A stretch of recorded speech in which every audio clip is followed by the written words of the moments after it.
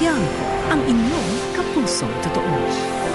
Ayon sa mga espesyalista, kadalasang magkaugnay ang kalagayan ng isinilang na sanggol sa kondisyon ng ina nung siya'y nagbubuntis.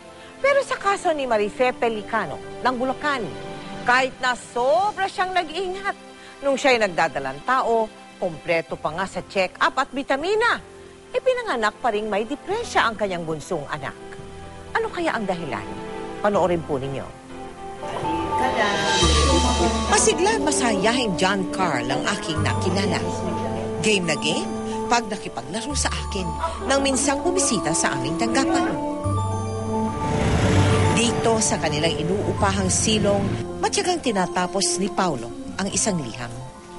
Hindi raw siya magsasawang araw-araw na isulat ang kanyang hiling hanggang sa ito'y maisakatuparan. Ang bunsong kapatid kasi niyang si John Carl, ipinanganak na hindi maidilat ang kaliwang mata. Sa paglipas ng panahon ay unti-unti rin itong pumukol. May lahi po kasi kami yung kapatid ng lola ko. Ganun rin ang kaso niya pero hindi lumalaki, hindi lumulobo yung mata niya. Si Paulo ang nagsisilbing katuwang ni nanay. Pa-extra-extra sa pagmamaneho ang kanyang ama. Maswerte na raw kung makabiyahe para may maiuwing kita.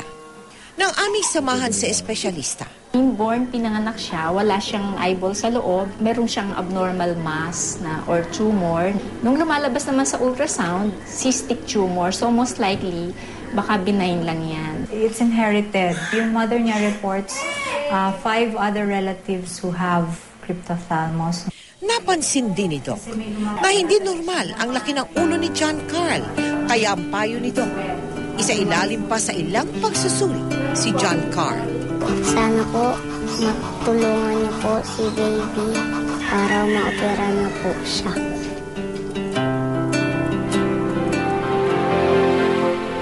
Nakitaan rin po si John Carl ng mga sintomas ng pneumonia, kaya kasalukuyan siyang ginagamot bilang paghahanda para sa kanyang nalalapit na cranial CT scan. Dito po ititignan ang buong istruktura ng namumuong buko sa loob ng kanyang mata para malaman kung ano ang nararapat na gawin ng mga doktor. Maraming salamat po kay Dr. Laila Solas at Dr. Tonton Pascual na sumuri kay John Carl.